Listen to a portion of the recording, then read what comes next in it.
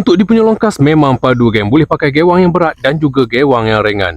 Korang boleh tengok dia punya spool memang smooth untuk longkas. Okey, siapa yang belum dapatkan lagi round BC Ray daripada Usop Liden sekarang dah masuk stok. Seberapa banyak yang ada, korang boleh dapatkan segera. Memang cantik dia punya design geng.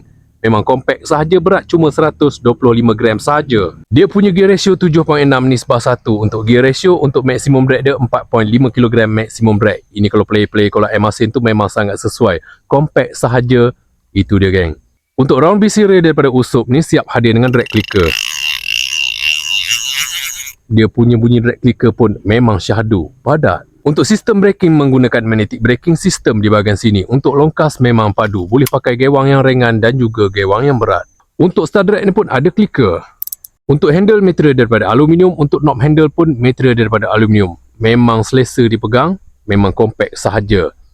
Macam tu. Kalau kita tengok dia punya design memang cantik. Dengan berharga mampu milik, korang boleh dapatkan segera. Sesuai untuk casting haruan, casting toman, casting sebarau, casting siakap dan sebagainya memang sangat sesuai.